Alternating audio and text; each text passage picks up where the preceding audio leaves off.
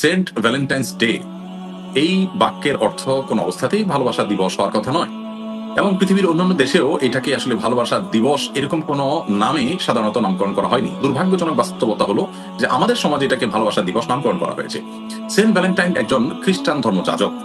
তার সাথে কি ঘটেছিল এবং কোন ঘটনাকে কেন্দ্র করে খ্রিস্টানরা পরবর্তীতে কি উদযাপন করেছে, কি ধারণ করে রেখেছে, সেই আলাপ আমরা গুগল করলে, অনলাইন করলে নিশ্চয়ই আমরা জানতে পারবো। সেরকম একটা বিষয়কে নিছক ভালোবাসার মতো একটি সেকুলার শব্দ, যে শব্দটি কোনো ধর্মের মানুষের নয়, সেরকম একটা শব্দের মোড়ক দিয়ে সবার কাছে সেটা গলদকরণ করানো, এটা আমি মনে করি এক ধরনের অসাধুতা। এটা নিশ্চয়ই এক ধরনের অসততা এবং অন্তত এটা ভুল তথ্য।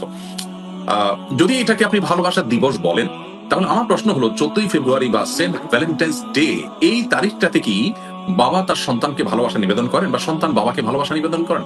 এই তারিখে কি ভাই বোন কিংবা স্বামী স্ত্রী পরস্পরের মধ্যে ভালোবাসা নিবেদন করেন কিনা? উত্তর হলো এরকম ঘটনা খুবই কম ঘটে কালে ভদ্রে।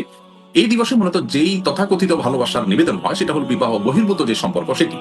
তাহলে আমরা বলতে পারি অবৈধ অথবা অনৈতিক বা আমাদের বাংলাদেশ সহ সাবকন্টিনেন্টের পার্সপেক্টিভে অসামাজিক সম্পর্ক এবং জেনার যে সম্পর্ক, ব্যভিচারের যে সম্পর্ক, সেই সম্পর্কের জন্য এই দিবসটিকে স্থির করা হয়েছে। আমি বিনয়ের সাথে বলতে চাই, সেন্ট ভ্যালেন্টাইন্স ডে তে ভালোবাসা বলতে যা বোঝানো হয় সেটার বিনিময় যতটা হয় তার চেয়ে বেশি হয় বিবাহ বহির্ভূত যে সম্পর্ক সেটার বিনিময়, সেখানকার ভালোবাসার বিনিময়। অতএব এটাকে আসলে ভালোবাসা দিবস বলে আখ্যায়িত করাটাই আসলে আমরা সঠিক মনে করছি না।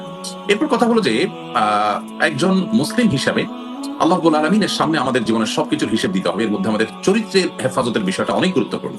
সো আমরা আসলে শরিয়া যেটাকে অ্যালাউ করে না, সেরকম অন্যায় কাজ নিজে করলাম কি করলাম না, তার চেয়ে বড় কথা হলো সেটা প্রচার প্রসারে আমি শামিল হলাম বা সেটাকে আমি কোনো দোষণীয় বিষয় মনে করলাম না।